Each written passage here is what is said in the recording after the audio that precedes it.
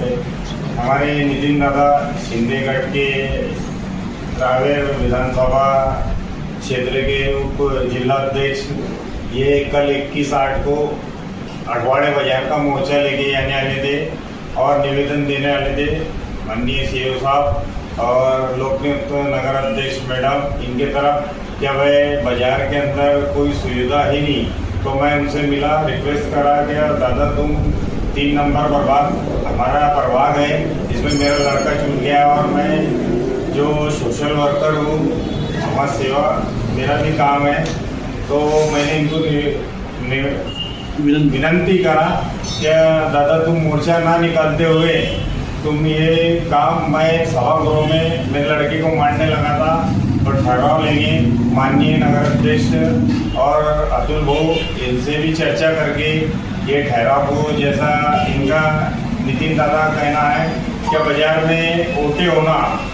और रोड होना चलने की वो और साफ सफाई हमेशा 6 दिन में से कम 4 दिन भी तो होना, क्योंकि शनिवार को शनिवार करते बोले बाजार उठने के बाद और ये गाड़ियाँ आगे लग जाती कॉम्प्लेक्स के लोग, इसमें गंदगी करते और पानी पीने की जो समस्या है बाजार से खेड़े पाड़ों में से लोग आते तो उनको पानी पीने की व्यवस्था भी होना नगर पालिका तरफ से। तो नितिन दादा को मैंने बोला भाई मोर्चा ना ले जाते हुए मेरा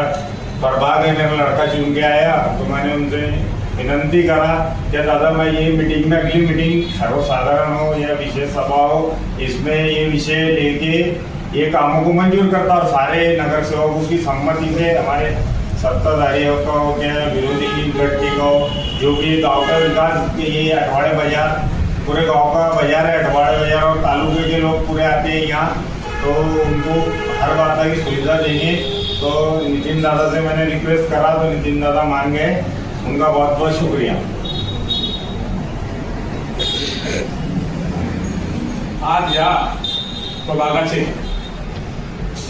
नगरसेवकाचे वडील आज या वार्डाचे ते नगरसेवक आहे, त्याची जबाबदार पदाधिकारी म्हणून समाजसेवक म्हणून त्यांनी मला बोलवून घेतलं की नितीन भाऊ 21 तारखेचा आपण नगरपालिकेवरती जो मोर्चा नेणार होते व्यापाऱ्यांसाठी, हा व्यापारी आणि बाजार करणारे हा एक संयुक्त असा मोर्चा आणि निवेदन हे माननीय मुख्याधिकारी आणि या नगरीच्या नगराध्यक्षा यांना संयुक्त आम्ही एक मोर्चाच्या माध्यमातून निवेदन देणार होते की या आठवड्या बाजारामध्ये मूलभूत सुविधा ज्या आहे ह्या लोकांना मिळाल्या पाहिजे। त्या मूलभूत सुविधा ह्या 3 ते 4 समस्या आहेत, त्याची फार काळाची गरज आहे आणि आमच्या दादांनी मला सांगितल्यामुळे असं वाटलं की कुठेतरी हा जो विषय आहे हा त्यांनी मनावर घेतलेला विषय आहे आणि त्यांनी सांगितलं की मी सभागृहामध्ये नगराध्यक्षाच्या कानावर टाकून माझ्या समाजाचे लोक जे प्रतिष्ठित लोक आहेत त्यांना सुद्धा विश्वासात घेऊन आणि नगराध्यक्ष मॅडम असो, मुख्याधिकारी असो, सभागृहाचे सर्व सदस्य असो, दोघी गटाचे असो, गटाचे असो, विरोधी गटाचे असो, मी सर्वांना हा विषय सांगून मी याचा मार्ग लावतो आहे आणि येणाऱ्या मीटिंगमध्ये हा सर्वसाधारण सभेमध्ये हा विषय मी बॉडीच्या समोर लावून हा मंजूर करून घेणार आहे। त्यामुळे ते दादांनी जी मला विनंती केली आहे त्या विनंतीला मान देऊन मी तूर्त या उद्याचा हा मशाल असा मोर्चा जो आहे हा आपण कॅन्सल करणार आहे। त्यामुळे जनतेला माझी आग्रहाची विनंती आहे की आपण सन्माननीय नगरसेवकांच्या वडिलांनी शब्द दिलेला असल्या कारणाने जे स्वतः समाजसेवक आहेत त्यांना सोशल समाजसेवेमध्ये जो आहे हा कामाचा वारसा आहे, त्यामुळे त्यांच्या शब्दाला आपण मान देऊन हा उद्याचा जो मोर्चा आपण काढणार होते हा तूर्त आपण त्याला स्थगिती देऊ। काय असतं की सगळे ज्या गोष्टी असतात हे आपण म्हटलं की काम झालं पाहिजे अशा नसतात। त्यांचंही म्हणणं बरोबर आहे की मला थोडा वेळ दिला गेला पाहिजे, आपला भरपूर वेळ वाया गेलेला आहे, प्रशस्त 4.5-5 वर्षाचा वेळ होता, ते वेळ झालं नाही तर मला तुम्ही थोडा वेळ तर द्या, खरोखरच आहे त्यांचंही म्हणणं योग्य आहे, ते मी मान्य केलं आणि आपण कुठेतरी एक समंजसपणाची जी भूमिका आहे हे घेतली पाहिजे, नगरसेवकांना थोडा वेळ दिला गेला पाहिजे। त्यामुळे मी त्यांच्या विनंतीला मान देतो आणि माझ्या यावरच्या राहतील जे मायबाप जनता आहे यांना सुद्धा हा जोडून विनंती करो की उद्याचा जो मोर्चा आपण काढणार होते हा आपण रद्द करण्यात आलेला आहे आणि समाजसेवक असल्या नात्याने त्यांना सुद्धा आपल्याला वेळ देणं हे आपलं कर्म प्राप्त आहे. म्हणून त्यांना येणाऱ्या नगरपालिकेच्या